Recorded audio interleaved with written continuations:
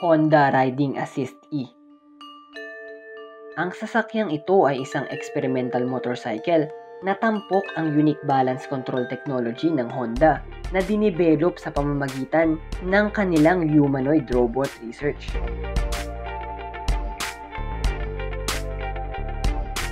Automatic na binabalanse ng motorsiklo ang kanyang sarili gamit ang isang assistive mechanism na kinuha sa robotics technology para sa mga ultra-low speed situations kung saan kinakailangan ng atensyon ng rider para magbalanse tulad ng mga traffic jam.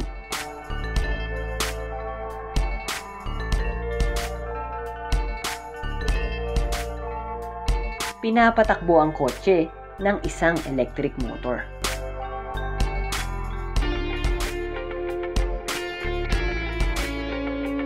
Kawasaki J-Concept. Dinisenyo ang motorsiklong ito na magbago ng anyo, depende sa bilis ng pagdadrive. Pwedeng pataasin ang height ng motorsiklo pag hindi mabilis ang pag-andar nito para maging mas komportable ang posisyon ng rider. Pag mabilis naman ang pagtakbo ng motorsiklo, pwede pababain ang kanyang height para maging mas maalwan ang posture ng nakasakay. Walang tradisyonal na handlebars ang motorsiklo. Sa halip ay meron itong dalawang controller at ang bawat isa sa kanila ay naka-attach sa isa sa mga gulong sa harap. Pinapatakbo ito ng isang electric powertrain kaya hindi nito kailangan ng gasolina. Para maging mas safe ang motor, pinapalitan din ng suspension system ng J-Concept ang lapad ng front wheel track depende sa bilis ng pag-andar ng sasakyan.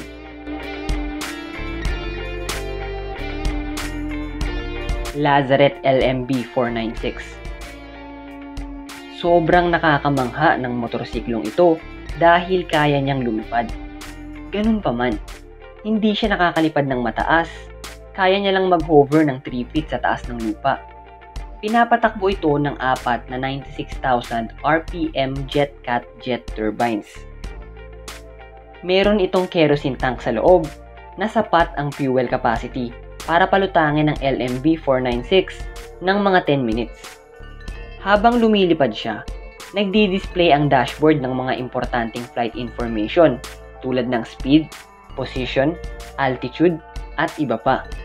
5 kopya lang ng sasakyan ang planong gawin at ang bawat isa sa kanila ay may presyong humigit kumulang 25 million pesos. BMW Motorrad Concept Link. Sa kasalukuyan ng motorsiklong ito na gawa ng BMW ay isa pa lamang prototype. Nilagyan nila ang sasakyan ng mga interconnected solutions para sa connectivity, convenience, at safety. Merong energy storage device sa underbody ng motor at meron itong compact drive sa panglikod na gulong. Merong dashboard sa windscreen kung saan nakadisplay ang speed, navigation, at battery status ng sasakyan. Meron ding panel na merong touch function kung saan makikita ang lahat ng impormasyon tungkol sa infotainment, connectivity, at route planning.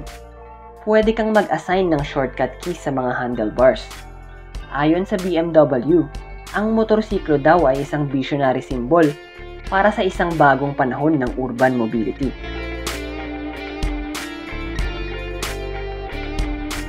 Yamaha Niken. Ang motorsiklong ito ay nakakamangha dahil sa kanyang dalawang gulong sa harap na dumudoble sa available grip na nagbibigay sa motor ng exceptional stopping power, kaya naman mas madali siyang i-drive sa mga kalsadang malulubak.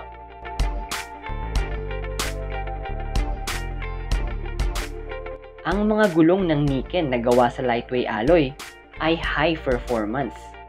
Dinisenyo ang mga ito sa style ng mga sport bike para sa high levels of grip, wear resistance, at wet road capability.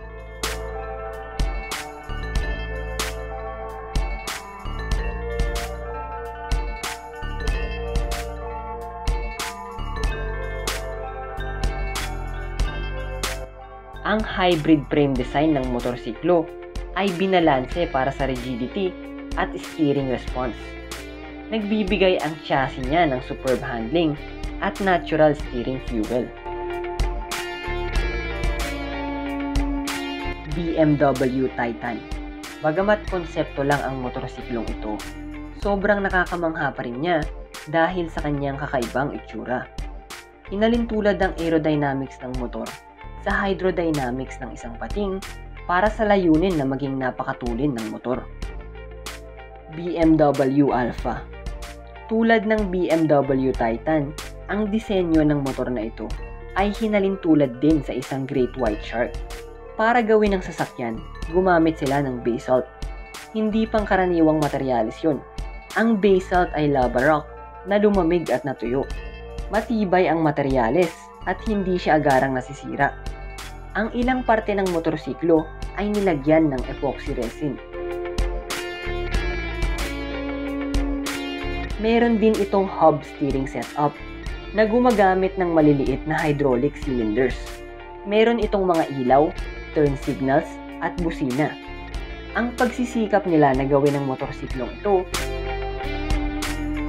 ay nagbunga ng isang napakagandang sasakyan na gumagana.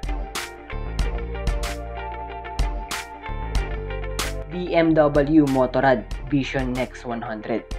Ang motorsiklong ito ay tinagurian ng BMW na Motorcycle of the Future.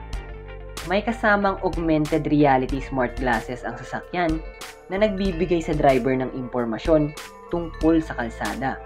Futuristic ang disenyo ng Motorrad. Meron siyang jet black triangular frame. Sa taas ng gulong sa harap, merong isang malaking metallic reflector na naka-integrate sa frame. Nagsisilbi itong wind guide at kasama ng integrated windscreen, sinisigurado nito ang airflow na aerodynamically optimized. Maraming parte ng motorsiklo tulad ng upuan ay gawa sa carbon. Merong damping function ang mga gulong at aktibo itong nag-a-adapt sa terrain. Ang pinaka-nakakamanghang feature ng motor ay ang kanyang assistance systems. Dahil dito, kusa siyang nagbabalanse pag umaandar o kahit pag nakatayo lang. Full Moon. Nakuha ng motorsiklong ito ang kanyang pangalan sa napakalaking gulong sa harap niya na 13 inches ang diameter at gawa sa aluminum at carbon fiber.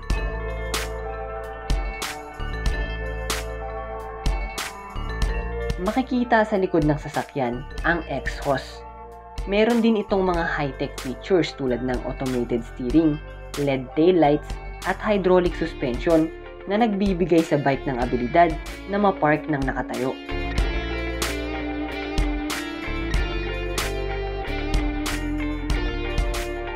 Gawa ang body at frame ng motor sa sheet metal at isa itong extension ng kanyang exhaust system. Ang Full Moon ay ginawa ng Akrapovic, isang kumpanya sa Slovenia.